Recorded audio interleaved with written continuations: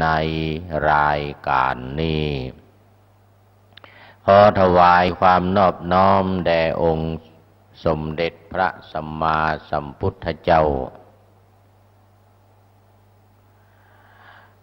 ขอถวายความเคารพพระมหาเถระพระเถรานุเถระเจ้าคณะพระสังฆาธิการทั่วโลก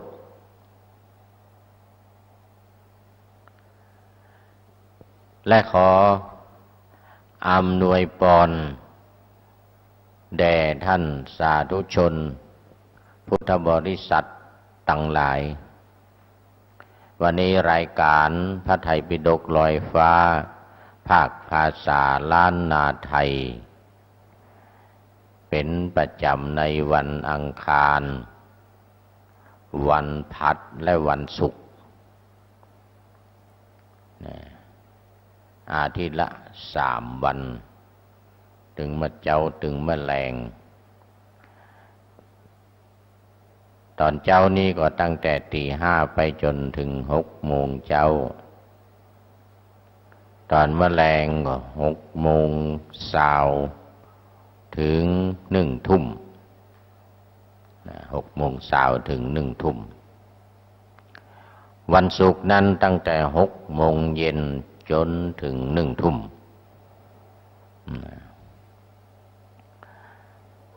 แต่ว่ามักจะได้ออกอากาศแทนรายการอื่นอยู่เรื่อยๆก็อาจจะทำให้ท่านผู้ฟังท่านผู้ชมสับสนไปพ่องว่าอันนี้มาใจวันการเนี่ยออกคำแล้ววันจันทร์ก็มีวันเสาร์วันอาทิตย์ก็มีวันศุกร์ก็วันพุธก็มีนะวันจันทร์ก็มีวันพุธก็มีนะมวยแตนนะออกแตนเปิ้นอย่างช่วงปีใหม่นะท่านพระครูวิสิตศิลาภรณ์ก็ลา3 วันก่อนหน้านั้นท่านอาจารย์สอนเพชรจันทโชโตจากสำนักวังวิโมกข์จังหวัดสุรินทร์ก็ลาหลายวันถ้าจะเป็น10 กว่าวันเป็น10 กว่าวันเนื่องจากว่าเพิ่นมีกิจกรรมบวชสามเณรภาคฤดูร้อนก็บ่สะดวกในการออกอากาศอย่างในช่วงนี้แม้แต่ตะวานี้ท่านอาจารย์เพิ่นก็พาสามเณรมาที่วัดฝ่ายหินมาถึงตอนเมื่อคืนเมื่อคืนตะวันซืนเมื่อคืนตะวันซืนประมาณ4 ทุ่มตอนเจ้ามาก็ยังไม่ได้จัดรายการเตื้อเพราะว่าต้องมีกิจกรรมพักผ่อนเนี่ยก่อนแต่ว่านี้อาตมาก็ออกแตนพระไตรปิฎกลอยฟ้าค่อนข้างจะได้ออกอากาศหนักหน่อยในช่วงนี้ตอนเจ้าวันนี้เปิ้นก็คงจะออกไปแล้วเพราะว่าในช่วงของการทำวัดสวดมนต์ทำสมาธิภาวนาตี 4ถึงตี 5นี่รายการก็เป็นช่วงเวลาของท่านอาจารย์สอนเพชรจันทโชโตซึ่งขณะนี้เพิ่นก็ได้มาพักที่วัดฝ่ายหินที่สถานีวันต่อไปก็คงจะได้ออกอากาศตามปกติหรือถ้าหากว่าออกจากวัดฝ่ายหินไปก็อาจจะบ่สะดวกนั่นตี 4ถึงตี 5อาตมาก็จะได้จัดลวดถึง6 โมงเช้าถ้าเป็นวันการวันผัดวันศุกร์ วยนะเหมือนกับนะที่ผ่านมาก็ออกตั้งแต่ตี 4ถึง6 โมงเลยรวดกันซึ่งเป็นเวลาของท่านอาจารย์ตี 4ถึงตี 5ต่อถ้าเป็นวันการวันพัดวันศุกร์ก็ต่อรายการของเราต่อเวลาของเราต่อเวลาของเราไปตามปกติดังที่ได้กล่าวมานี่ดังนั้นท่านผู้ฟังท่านผู้ชมก็จะมาต้องงงเนี่ยถ้าหันออกแม้เวลาเดียวกันนี่แต่เป็นวันอื่นนี่นะก็แสดงว่ามาแทนเท่าละนะแทนเวลาเปิ้นหรือเวลาอื่นตี 4ถึงตี 5ก็ตามบ่ายโมงถึงบ่าย 2หรือบางทีบ่าย 2ถึงบ่าย 3นี่นะหรือบางทีตอนมะแรงก็มักจะได้จัดแทนรายการอื่นบางทีก็มาได้บอกว่าเป็นรายการของไผชื่อรายการว่าอย่างใดเพราะว่าปุ๊บปั๊บตังสถานีแจ้งมาว่าโอ้เวลานี้ว่างเนอะขอจัดแทนคำนี่นะ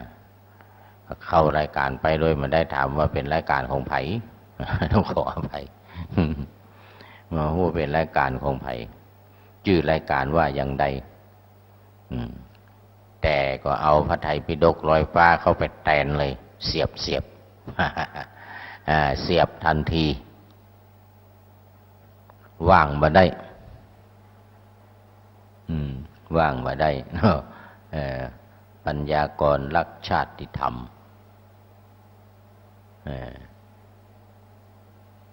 อันอย่างเนี่ยพระโอมกันเนี่ย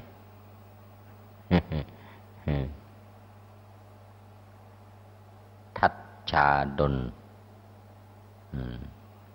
พระโอมทัชชาดลมาเข้ามาในช่วงนี้ออกทางเฟซไลฟ์ด้วยเฟซบุ๊กไลฟ์สดเฟซไลฟ์เขาก็เริ่มมาจากการทำวัดสวดมนต์ทำสมาธิภาวนาตั้งแต่ตี 4เป็นต้นมาตี 4กว่า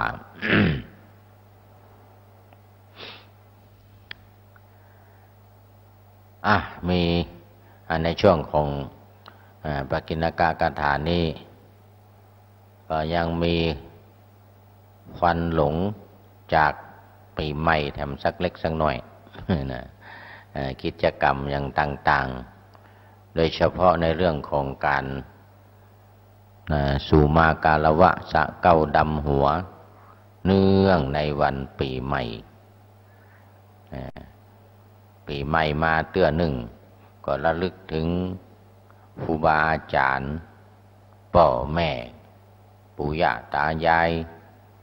พ่อเฒ่าแม่หม่อนพ่อแม่ก็มีกิจกรรมกันในช่วงนี้ก็คือการทำบุญสุนทานในวัน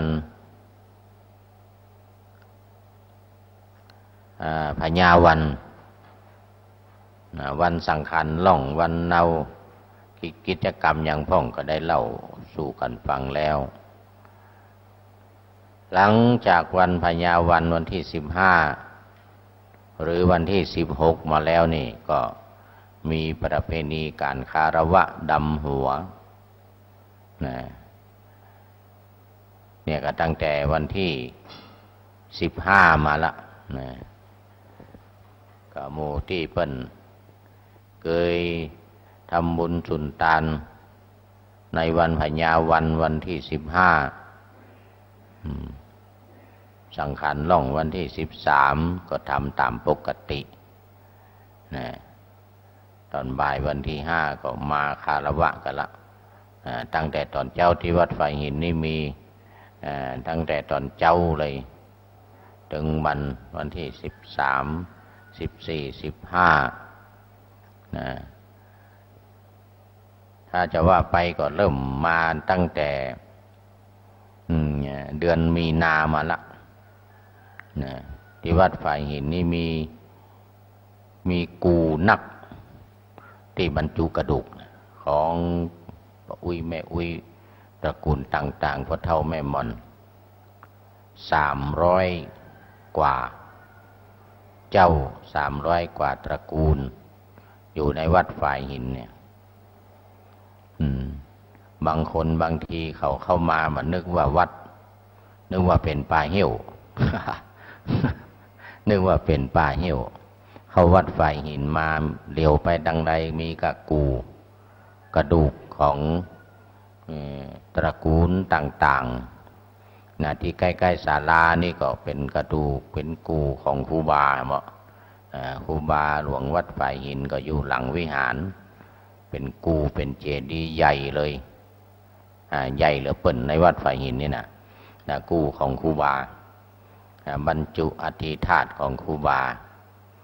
ซึ่งเขาจะมีการสะเก้าดำหัวทำบุญส่งน้ำอธิธาตุของครูบาโดย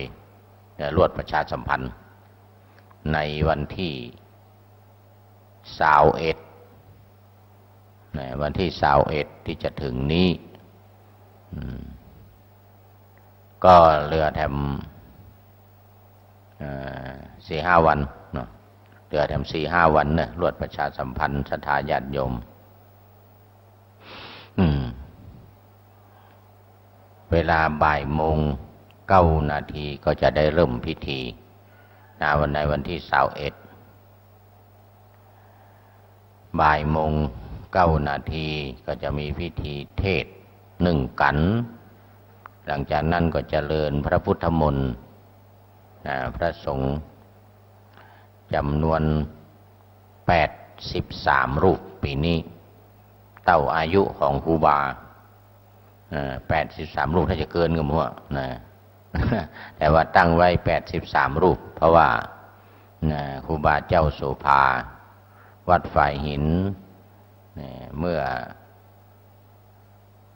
อวันตายของเพิ่นเนี่ยอายุครบ83 ปี83 ปีเพราะฉะนั้นปีนี้ก็นิมนต์พระ83 รูปเต่าอายุของครูบาหลวงฝ่ายหินพระอภัยสารทะสังฆปาโมกข์ซึ่งเป็นพระราชาคณะรูปแรกในหัวเมืองต่างๆทั่วประเทศไทยตามปกติจะมีแต่ในกรุงเทพพระราชาคณะทุกระดับจันสามัญจันราชจันเทพจันธรรมจันพรหมจันรองสมเด็จแล้วก็สมเด็จพระราชาคณะจนถึงสมเด็จพระสังฆราชในกรุงเทพหมดหัวเมืองนี่จะมีไม่ว่าจะภาคเหนือภาคอีสานภาคใต้มามีพระราชาคณะก็มามีรูปแรกคือครูบาโสภาของเฮานี้ได้พระราชทินในพระราชทินนามว่าพระอภัยสารทะต่อมาก็ได้เป็นดำรงตำแหน่งเจ้าคณะจังหวัดเชียงใหม่รูปแรกแถมครูบานี่เพิ่นจะเป็นรูปแรกส่วนใหญ่จะเป็นอย่างนั้นเป็นเจ้าคณะจังหวัดเชียงใหม่รูปแรกนี่ก็จะได้ส่งน้ำทำบุญส่งน้ำในวันที่21รวดประชาสัมพันธ์ครูบาอาจารย์หัววัดวาต่างๆที่เคยกินเคยทานด้วยกันแล้วก็ปีนี้ก็เพิ่มแถมนักรวมแล้ว83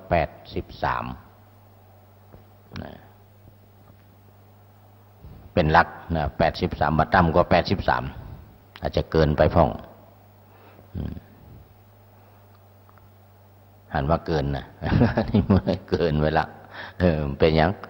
เอา83เป็นหลักเพราะว่าอายุครูบา83เนี่ยการทำบุญกูการสุมาการละวะบรรพบุรุษในวัดฝ่ายหินเนี่ยเริ่มมาตั้งแต่เดือนมีนาลูกหลานตานเต้าอยู่ในต่างจังหวัดอยู่ในต่างประเทศจะให้มาตัดวันเดียวกันนี่ก็เป็นไปไม่ได้ขนาดตระกูลเดียวกันมา2 เตื้อ3 เตื้อก็มีเตื้อละ10 คน20 คนเตื้อละ4 คน5 คนเพราะมันนัดมาพร้อมกันมาได้อยู่ในต่างจังหวัดอยู่ในต่างประเทศมาเมื่อใดก็มาเมื่อแต่อยู่ในช่วงของเดือนมีนาถึงเดือนเมษานี่แหละมีนาเดือนเมษา2 เดือนนี้300 กว่าเจ้า300 กว่ากูรู้สึกว่าจะมี338กูในวัดฝ่ายหินตึงดังหลุมตึงดังบนตึงหน้าวัดหลังวัดข้างวัดกูเต็มไปหมดแม้แต่ในสวนสัตว์ก็เป็นกูของวัดฝ่ายหินทั้งนั้นทางด้านหลังวัดฝ่ายหินเข้าไปทางในสวนสัตว์ทางด้านใต้ก็อยู่ทางหน้าวัดทางขวามือเขาเตียวออกไปเนี่ยแม่นมดแต่ว่าอยู่ในเขตของสวนสัตว์เปิ่นมาล้อมหัวเอาทีหลังแต่ก่อนเป็นเขตวัดโมดนะเปิ่นมาล้อมหัวไว้ทางหน้าทางตะวันตกทางใต้ทางตะวันตกทางเหนือเป็นสวนสัตว์โอบล้อมวัดฝ่ายหินนี้ไว้นี่โอบล้อมวัดฝ่ายหินเอาละวันนี้ก็พูดถึงเรื่องของควันหลงปีใหม่การสะเก้าดำหัวบรรพบุรุษกระดูกกูต่างๆมีกูของครูบาเจ้าโสภาเป็นต้นนะแล้วก็ดำหัวจริงแถมดำหัวจริงแบบวัดวาอารามต่างๆในอำเภอเมืองเจ้าคณะตำบลเจ้าอาวาสก็ไปคารวะพระเถรานุเถระในอำเภอเมืองอย่างวัดฝ่ายหินนี่ก็มาตั้งแต่วันที่15วันละวันที่15วันที่16วันนี้วันที่17ก็ยังมีอยู่2-3 วันเนี่ยมาเกินวันที่18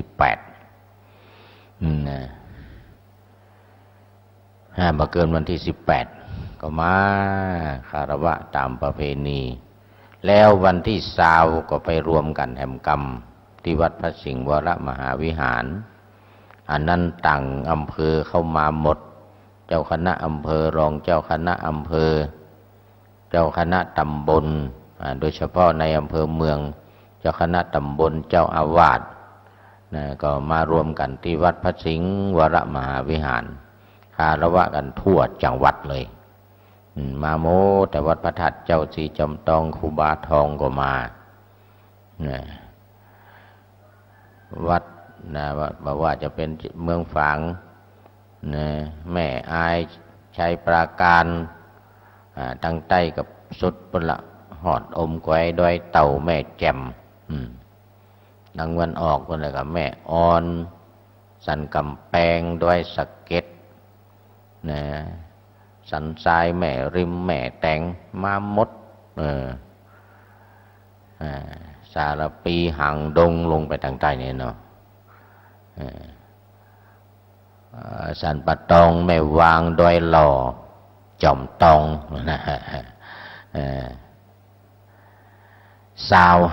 อำเ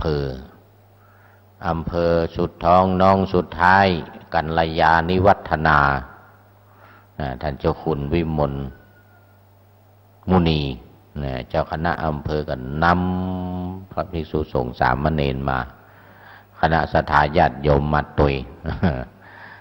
เอาโทษเต็มบัดเต็ม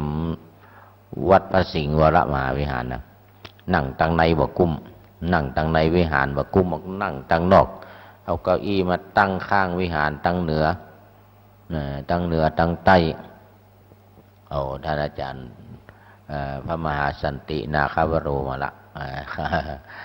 เข้ามารายการวันนี้ยาวเนอะวันนี้ตั้งแต่ตี 4เที่ยวไปจนถึง6 โมงบุละทั้งทำวัดสวดมนต์ทั้งจัดรายการต่างวิทยุโดยสาธุสาธุสาธุนะกำลังจะออกไปบิณฑบาตท่านอาจารย์กำลังจะออกไปบิณฑบาตโมทนาบิณฑบาตได้นักเนอะส่งมาถวายทั้งวัดฝ่ายหินพ่องก็ได้ทั้งวัดตั้งเชียงใหม่อันนี้อยู่กรุงเทพเนาะถ้าเรียนทำ9 ประโยคเคยศึกษาอยู่ในประเทศอินเดียร่วมกันสมัยเพิ่นทำปริญญาเอกเพิ่นจบมาก่อนท่านอาจารย์พระมหาสันติ นาคาวโร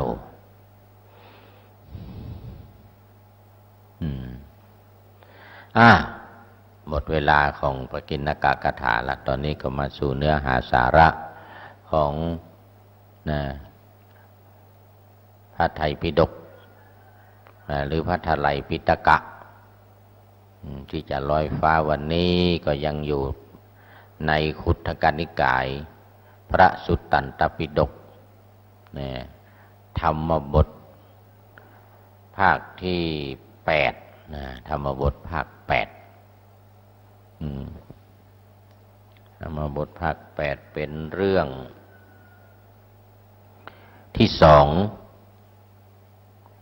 เรื่องที่2ของภิกขุวักเรื่องที่2ของภิกขุวักธรรมบทภาค8หน้า41ธรรมบทภาค8หน้า41อันนี้พระพุทธเจ้าก็เสด็จประทับอยู่ที่เจตวันมหาวิหารประทับอยู่เจตวันมหาวิหารก็ได้พาลบถึงภิกษุผู้ฆ่าหงส์เป็นผู้เจ้าฆ่าหงส์เอาไว้มีเหมือนกันผู้เจ้าฆ่าหงส์ อันนี้ขนาดสมัยพระพุทธเจ้านะเนี่ยพุทธกาลนะเนี่ยมีทุเจ้าฆ่าหงส์กว่าพระพุทธองค์ก็จึงได้ตรัสพระธรรมเทศนาว่าหัตถสัญญโตเป็นต้น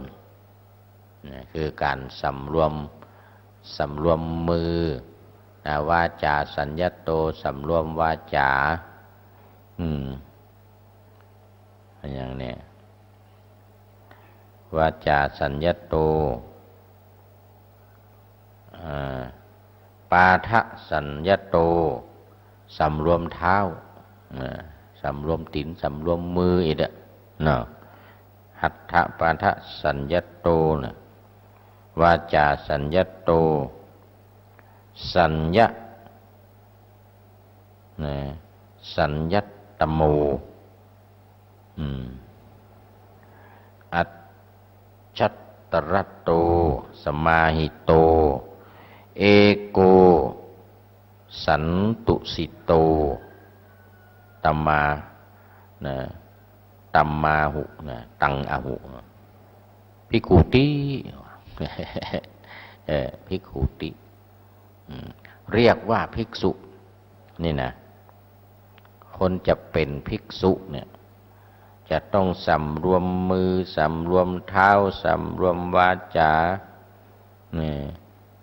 สำรวมภายในสำรวมภายนอกประกอบด้วยการสำรวมภายในภายนอกแล้วก็เป็นผู้ที่มีความสันโดษสันโดษสันตุทิโกสันตุทิโตมีความสันโดษเรื่องนี้เป็นเรื่องสำคัญนะก็คือสุจริตก็คือสุจริต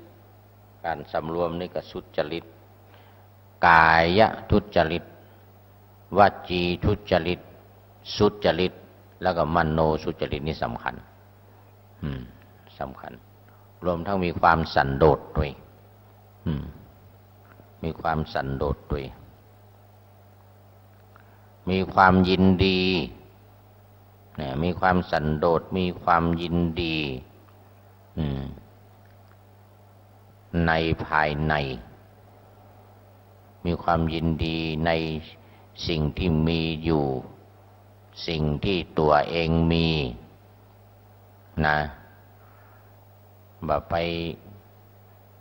ละโมบโลภมากอยากได้ของคนอื่นตัวเก่ามีเท่าใดก็รักษาไว้เท่าอัน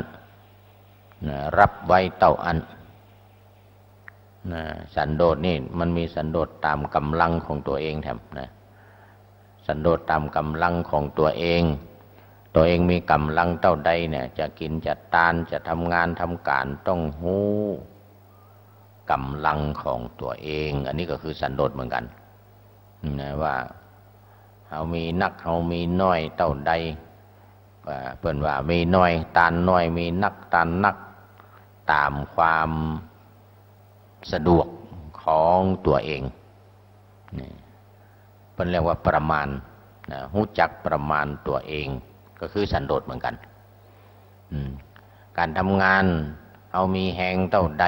จะสามารถทำได้จะยกได้สมมติว่าเป็นกรรมกรแบกหามทำการทำงานด้วยกำลังเนี่ยต้องมีสันโดษต้องรู้ว่ากำลังเขาเท่าใดจะทำได้เท่าใดแม้กำลังทางทรัพย์สินเงินทองก็เหมือนกัน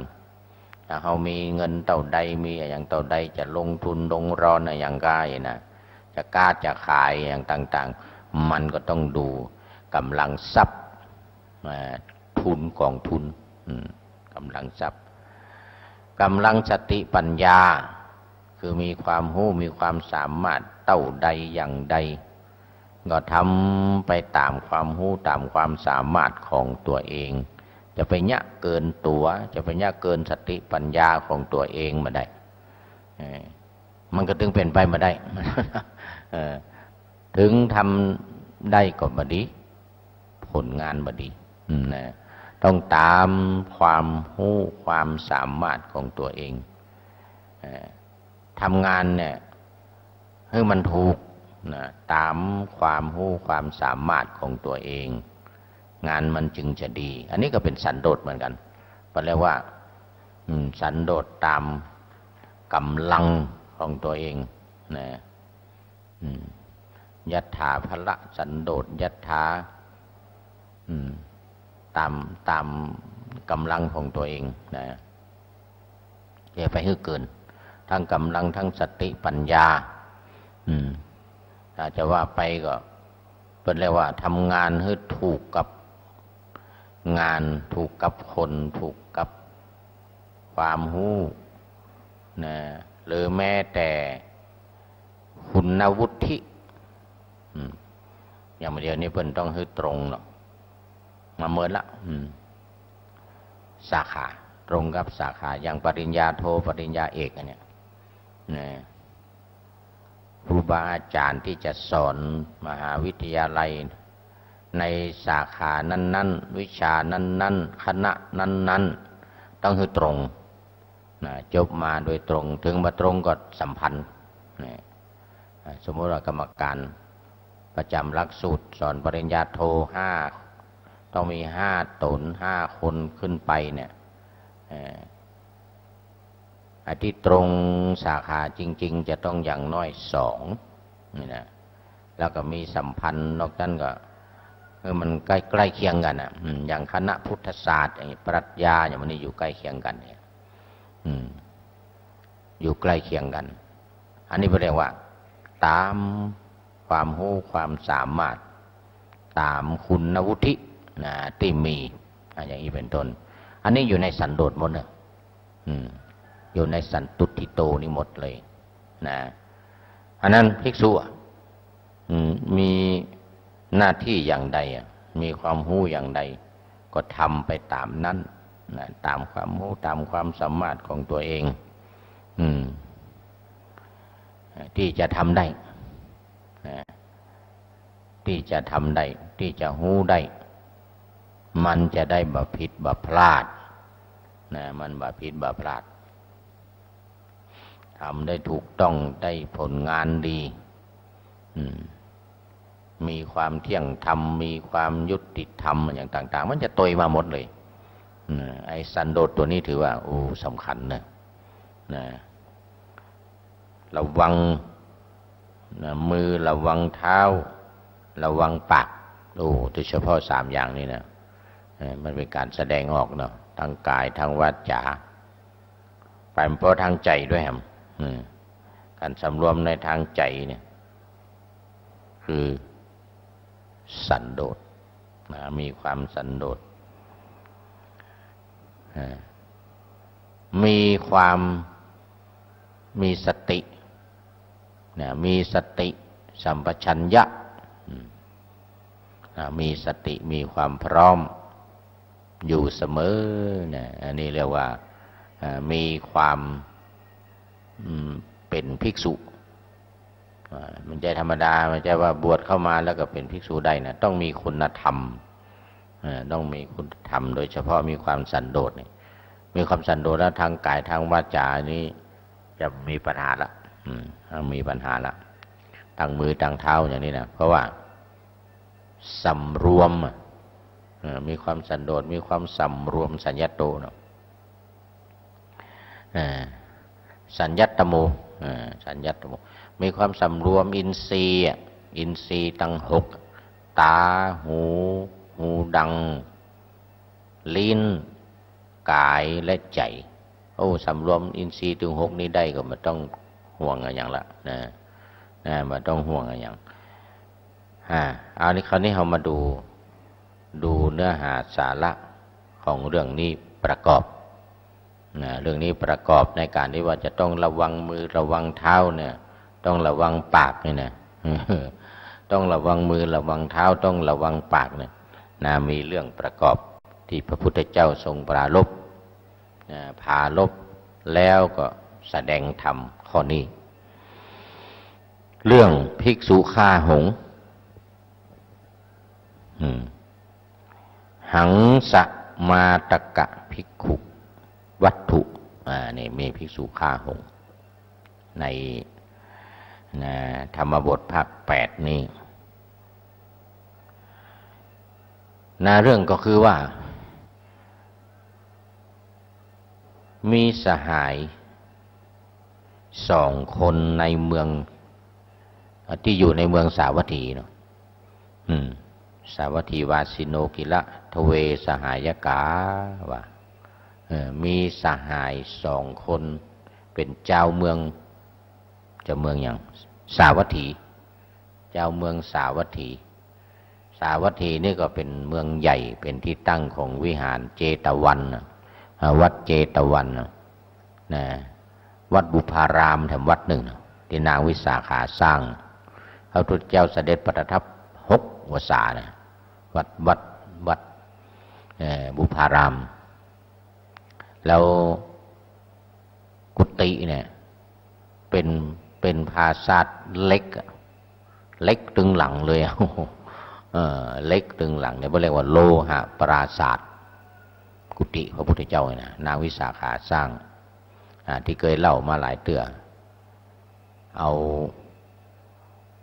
ลัดอย่างก็เครื่องประดับเครื่องประดับลัตตามหาปราสาท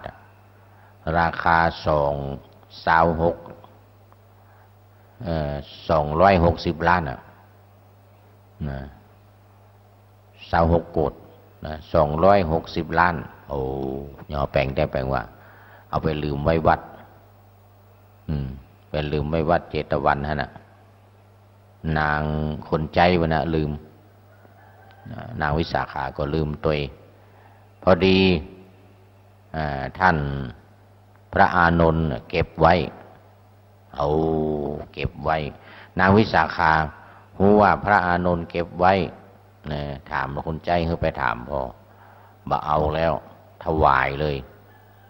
เพราะว่าพระเป็นมาถูกต้องเครื่องประดับแล้วถวายเลยว่ะ26 โกฏ260 ล้านถวายเลย โอ้มันได้ละเอาถวายพระคุณเจ้าถวายไว้ในวัดเลยมันพระอานนท์มาจ้างเอาไปอย่างโอ้บ่เอาเอามาบ่ได้พระจ้างเอามาอย่างมาประดับก็ประดับมาได้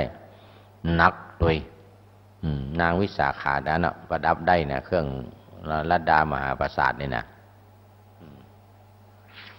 เสร็จแล้วโดยแก้วโดยแหวนโดยเงินโดยทองเนาะพัดประดับมักเม็บ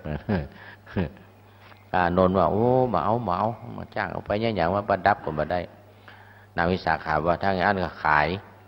ประกาศขายแล้วก็พระคุณเจ้าเอาสตางค์เนี่ยมาสร้างวิหารสร้างวัดวาอารามเนี่ยซ่อมแซมทนุบำรุงพระพุทธศาสนาเถอะเนี่ยนะประกาศขายมันมีใครซื้อ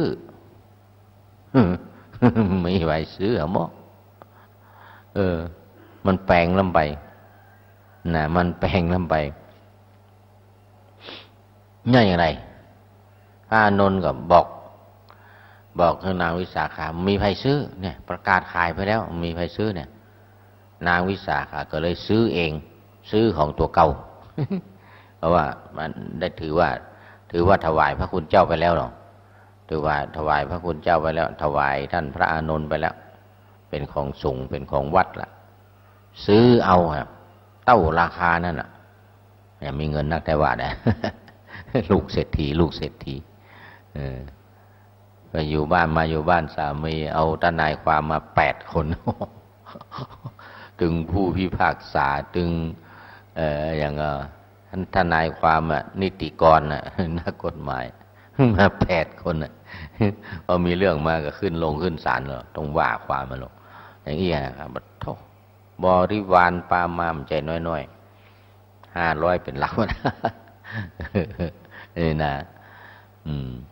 ขายซื้อเอาของตัวเก่าครับพระอานนท์ก็มาจ้างเอาสตางค์ไปอย่างวะมาอย่างเนี่ยโอ้เอาไปสร้างวัดเอาไปสร้างวัดก็เลยไปสร้างวัดมุพารามเนี่ย260 ล้านเนี่ยนะกุฏิเป็นเล็กเป็นปราสาทเล็กเป็นโลหะปราสาทเนาะไปเรียกว่าโลหะปราสาทวันเดียวนี้มันจมลงในแม่น้ำอจิรวดีหลังจากพุทธกาลมาแล้วเนี่ยภิกษุสงฆ์ทั้งหลายก็ยังอยู่กันอยู่นะยังอยู่ต่อท่านพระอานนท์ก็อยู่ต่อเพราะว่าพระอานนท์อายุ100 สาวเนาะอายุ100 สาวเกิดพร้อมพระพุทธเจ้าพระพุทธเจ้า80พระอานนท์100 สาวหลังจากพระพุทธเจ้าปรินิพพานพระอานนท์อยู่แถม40 ปีพระอานนท์อยู่แถม40 ปีหลังจากนั้นโลหะปราสาทเนี่ยน้ำมาเซาะตะลิงก็พังลงไปจมลงไปในแม่น้ำอจิรวดีนะใกล้ๆอยู่ในเมืองพาราณสีนั่นแหละเดี๋ยวสาวัตถีอยู่ในเมืองสาวัตถีนั่นนะมาอู้เรื่องนางวิสาขามแล้วโอ้จะหมดเวลาแล้วจะหมดเวลาแล้วเนี่ยสหาย2 คนนี่นะบวช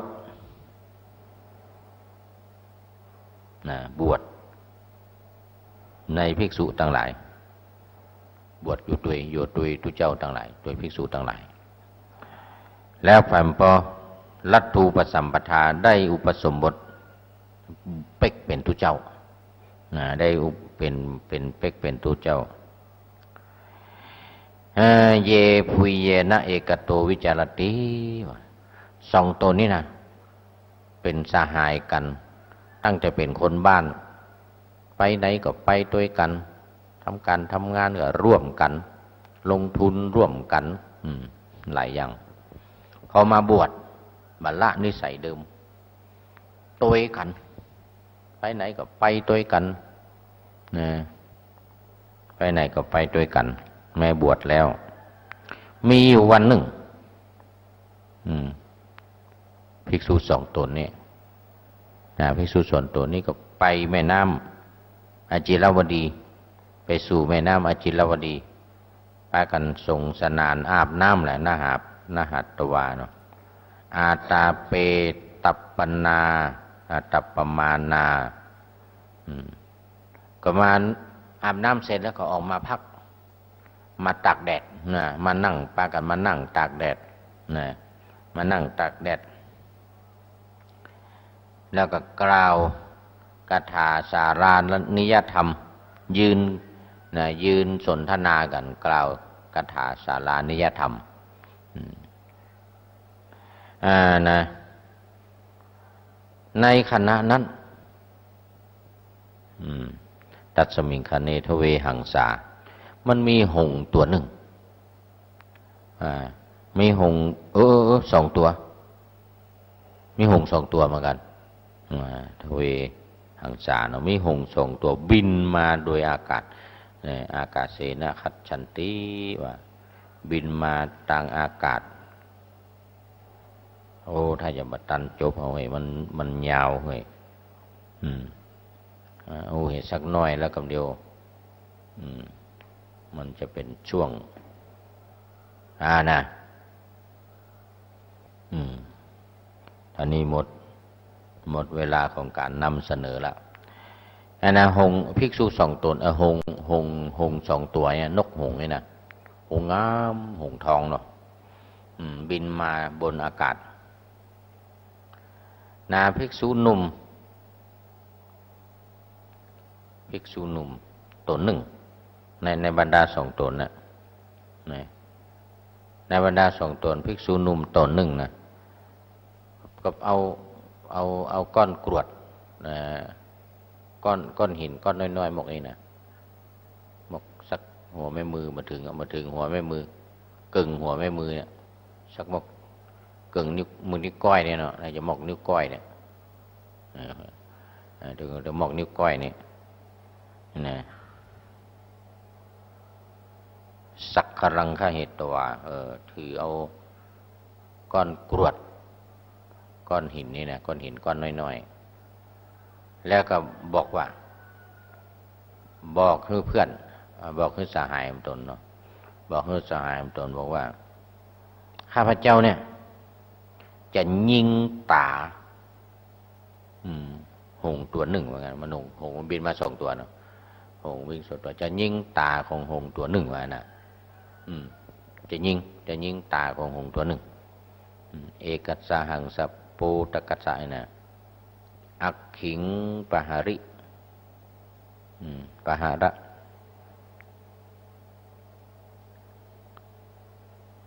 ปหาริสามิจะยิงในตัวนี้มันใจปหารเนาะ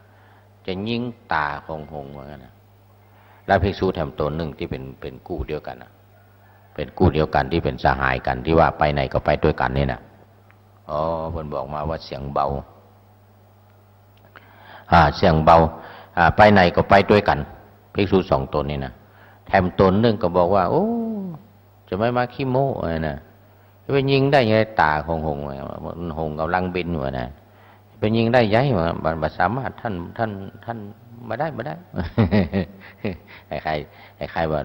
อูแตอูเล่นพองนะอาจจะอูแตเฮ้ยอาจจะดูถูกไงนะมาได้มาทำมาโม้ไงนะภิกษุทำตนหนึ่งก็บอกว่าภิกษุทำตนหนึ่งก็บอกว่าทิฏฐตุเอกสมิงปัสเสอักขิว่าไงนะตาภาคเนี่ยหงบินหงมันบินมาเนาะบินมาสองตัวตาภาคนี่นะตัวที่อยู่ภาคตั้งเขายืนนี่นะตาภาคเนี่ยยกไว้ก่อนมันยิงตาหำภาคหนึ่ง จะยิงตาหำภาคหนึ่งนะพวกภาคตั้งหลังคุณว่านะป่ะตัวนี้ว่ายิงไปมาโม่บ่ะมาโม่แต่โม่ว่ะมั้ยบ่เชื่อบ่เชื่อตาภาคนี้ฮะก็ถึงว่าเก่งยิงมันได้ไงนะตาภาคนี้นะเนี่ยถึงว่าเก่งยิงมันได้หงส์มันกำลังบินมาเนาะบินจ้าหงส์นี่มันมาบินมุยมาเชื่อถ้าพอไงนะมาเชื่อถ้าพอไงชิงยิงยังไงถ้าพอเนี่ยน้ามาโมนะบ่าตัวหนึ่งว่านะถ้าบ่โมนะคิงถ้าพอหนึ่งคิงถ้าพอหน่อยนะเนี่ยมันคล้ายๆว่ามันตากันหรอก มันตาเข้าไปในตัวนี่จะทำตาไปในตัวอันนี้ก็เอาก้อนกรวดขึ้นมา2 ก้อนก้อนหินก้อนน้อยๆนะมา2 ก้อนมันก็ดิดมันมีศิลปะในการดิดกำไหมนะกำแล้วก็ดิดไปนี่ล่ะปัดมันเห็นศิลปะมาช่างสุดยอดสุดยอดเลยอ่ะคิงพอเนื้อใบอ่ะคิงพอเนื้อหาจะยิงขึ้นพออ่ะภาคนี้ทำมันยิงให้ยิงคำภาคหนึ่งเนี่ยพ่อจะไปมาโม่ฮะมาโม่ไปทางนี้ยังเหมือนจะไปยิงคำภาคหนึ่งมีทางอะไรอ่ะมามีทางที่จะย่าได้นะอย่างนั้นอันนี้ย่าได้พอหงบินมาเนาะตอนที่อู้กันหงมันยังอยู่ตั้งปุ้นอยู่เนาะหงอยู่ตรงกำลังบินมานะพอหงมาผ่านตีมาถึงพอดีเลยมาถึงที่เขาบินมาถึงที่เขายืนอยู่นะมันก็เยื่องไปหน่อยเยื่องไปหน่อยบินเฉียงไปทางพุ่นหน่อยมันตรงทางบนแต่ว่าบินเฉียงไปทางพุ่นหน่อยนะเฉียงไว้น้อยเดียวเฉียงไว้น้อยเดียวนี่นะคิงถ้าพอเนื้อไว้มันเป็นสหายกันแล้วอู้คิงหาใส่กันหรอกหงไม่ใช่หงไอ้ภิกษุ2 ตัวนี่นะเขาตั้งเคยกันมาตั้งแต่เป็นคนบ้านเนาะเคยกันตั้งแต่เป็นคนบ้านมาแล้วอย่างนั้นก็กำก้อนกวดมา2 ก้อนนะกำมา2 ก้อนน้อยๆนะก็ยิงดีดไปดีดก้อนนั้นก้อนแหลกไปมันเหมือนยิงมาถูกเด้อเนี่ยวิธีการมันดีมันก็ยิงไปตั้งหลังก่อนหงบินมาไว้นะวันยิงไปตั้งหลังยิงไปสวดไปหลังหงนะสวดไปหลังหงหงก็เลยไปหน่อยละบินเลยไปหน่อยพอได้ยินเสียงก้อนหินก้อนกรวดหินเนี่ยสวดไปตั้งหลังเนาะหงมันก็เหลียวเลยครับนี่มันเหลียวมามันเหลียวบอกว่าจะเหลียวไปเหลียวไปทางพุทธนะมันเหลียวไปทางพุทธเหลียวหลังไปเพราะเหลียวหลังไปตาภาคที่มันอยู่ภาคพุทธนะมันก็บินมาทางเพศเข้าใจเนาะนะลองนึกพอหงไปบินอย่างเงี้ยบินไปแล้วมันเหลียวอ่ะมันเหลียวหลังมาตาแห่งภาคนึงมันก็มาทางเนี่ยอ่ะมันเหลียวหลังอ่ะนะตาแห่งภาคนึงก็มาบอกว่ามันจะเหลียวไปทางซ้ายหรือเหลียวมาทางขวาถ้าเหลียวมาทางนี้ตาแห่งภาคนึงก็มาภาคเนี้ยถ้าเหลียวไปทางหลังนะเหลียวไปทางขวาภาคทางบุญเนาะไอ้ตาภาคบุญก็มาภาคตรงเนี้ยอย่างเนี่ยนึกสภาพมันนึกสภาพดูเดี๋ยวนะนึกอะไรเดี๋ยวยิงก่อนอย่างนี้มันตกลงมาก่อนนึกถึงสภาพพอเหลียวปุ๊บตาทางภาคนึงเนี่ยเหลียวไปเนี่ยตามภาคนึงกับปิ้นไปทางภิกษุตัวนั้นยืนอยู่มันก็ยิงแถมก้อนหนึ่งป๊อกเข้าตาทางภาคนึงพอดีเลยโอ้แน่ว่าเข้าไปมันป้อนะเข้าตาสมมติว่ามันบินไปอย่างนี้เนาะตาซ้ายอยู่ทางนี้ตาขวาอยู่ภาคทางบุญพอมันเหลียวปุ๊บตาขวาก็ปิ้นมาทางเพตาซ้ายอยู่ทางบุญมันยิงปุ๊บเข้าตาภาคขวาเนี่ยเข้าตาภาคขวาดูละภาคขวามันเหลียวมาเข้าตาภาคขวาปุ๊บซดออกตาซ้ายไปไว้ทะลุออกตาซ้ายไปแล้วโอ้ยังไม่แห้งได้แห้งว่ะตั้งแม่นเลยหงตัวมันใหญ่อ่ะหงตัวใหญ่หน่อยเลยใหญ่เหลือไก่เนาะประมาณถ้าเต่าหมาน้อยเนี่ยเต่าหมาเนี่ยนะโอ้มันเต่าหมาขนาดกลางเต่าหมาขนาดกลางมันเร็วไหมตามันก็มาภาคนี้แล้วก็เนี่ยตาแต่ภาคนึงนะมันยิงสวัดไปทางหลังก็หรอกยิงสวัดไปทางหลังใช่แล้วก็หงเร็วมามันก็ยิงเข้าไปตั้งยิงภาคที่มันเหลวมาเนี่ยซดออกตาทางภาคหนึ่งอย่างว่าแม่นได้แม่นว่ะไอ้นี่เคสทึ่งตะลึงเลยเนี่ยโอ้คิงอย่ามาเก่งบ่ายนะอย่ามาเก่งว่ะมาใจโม่เลยนะ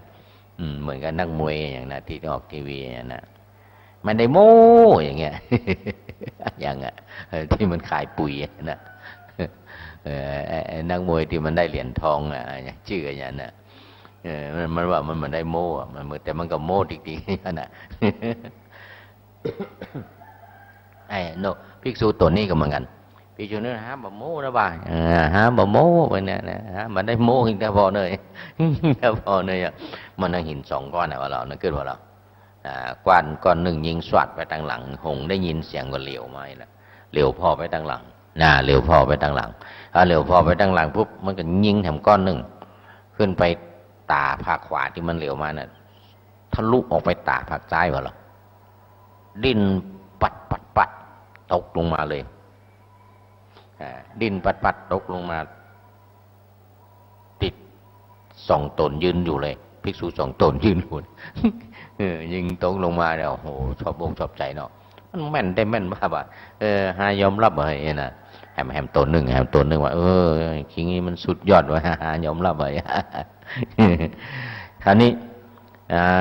ภิกษุตั้งหลายหันเนี่ยกับเนี่ยตกลงมาใกล้บาทบูนตีนของสอง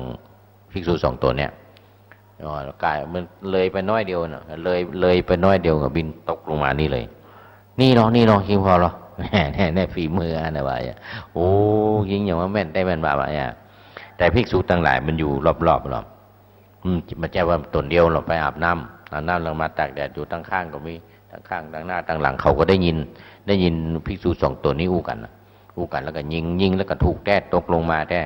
หมู่นี่ก็ทึ่งกันหมดโอ้ยังว่าแม่นได้แม่นว่าบายเขาภิกษุต่างหลายผู้มีศีล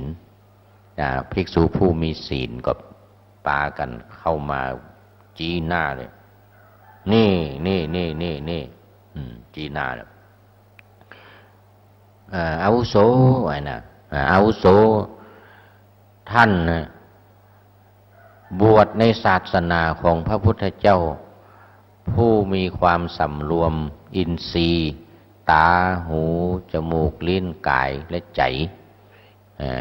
สำรวมปากสำรวมเท้าสำรวมมือผู้มีความสันโดษบวชในศาสนาของพระตถาคตของพระพุทธเจ้าผู้มี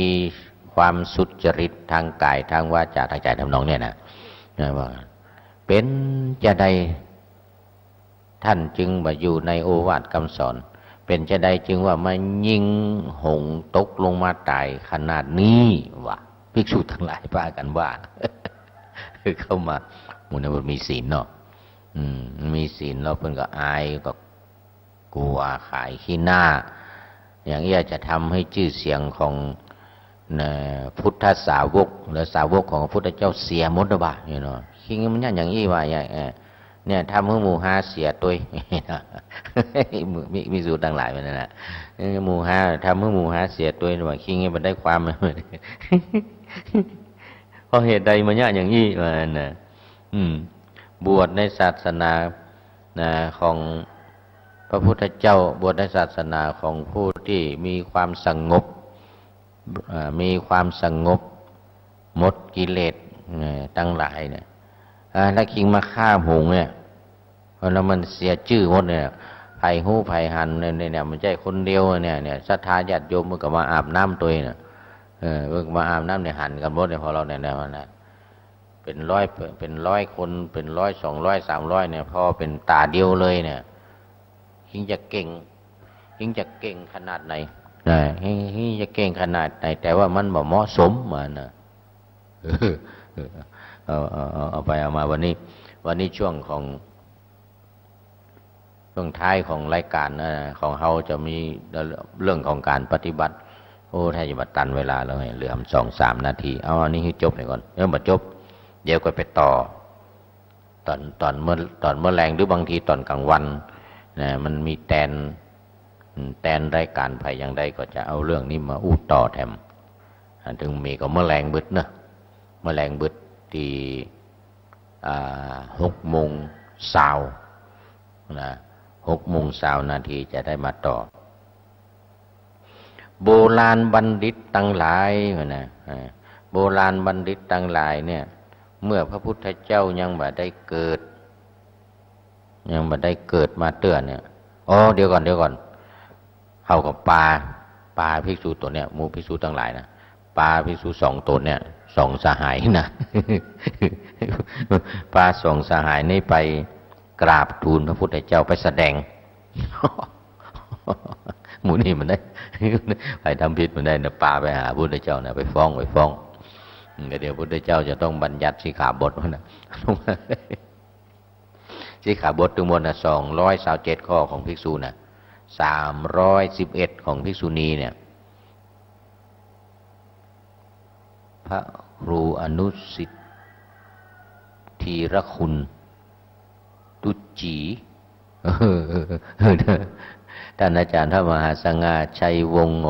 ท่านพระครูเทระสุตตพจน์เข้ามาเลยตะกี้ก็ผ่านไปหลายนะเข้ามาเข้าเฟนมาหลายคนเนาะนี่นะเขากับปลากันปลาไปหาพระพุทธเจ้าไปแสดงต่อพระพุทธเจ้าเนี่ยตนเนี่ย